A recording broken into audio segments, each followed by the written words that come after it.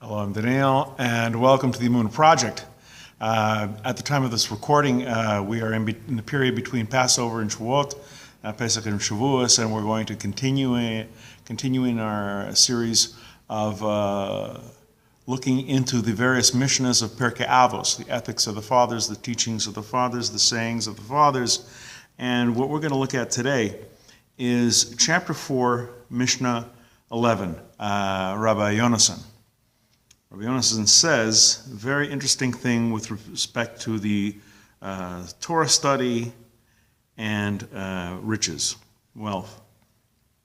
Rabbi Yonasan says, whoever fulfills the Torah despite poverty will ultimately fulfill it in wealth.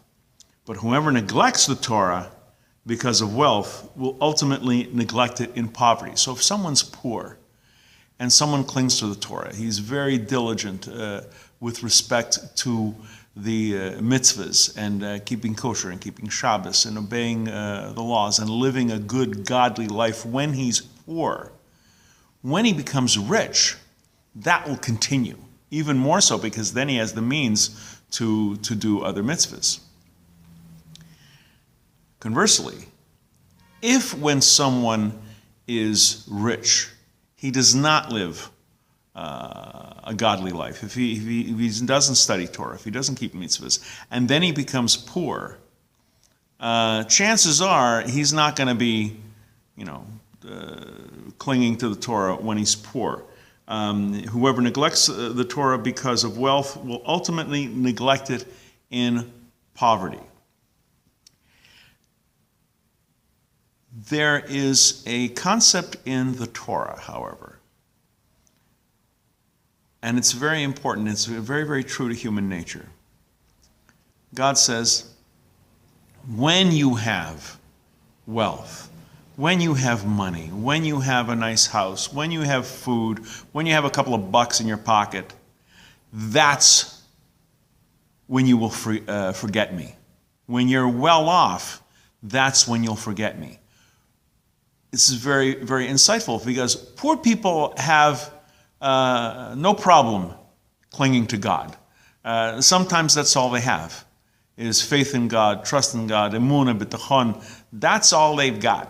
A wealthy person is seduced into thinking, I did this all on my own. I did this. I did this all on my own. I'm a self-made man. They don't think in terms of the kindness of God, the blessings that God has given them. They think, oh, this is all me. I did it. I did it on my own. I didn't need help. I didn't need the government. I didn't need anything. A poor person, like I said, he doesn't have any trouble clinging to God. And if a poor person clings to God and lives the life of Torah, when his fortune turns around and he becomes well off, or at least better off, that will continue. As the Torah says, when you have riches, that's the temptation to forget God.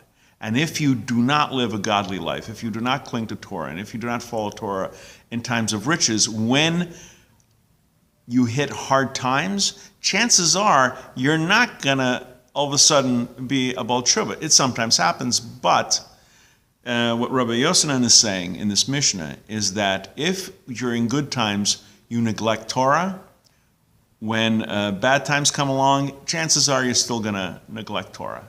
We're going to be continuing in doing videos along this and other subjects. Please come back. Please watch, listen, learn. I hope these videos are inspiring. And until next time, on behalf of the Emunah Project, I'm Daniel, and thank you too much.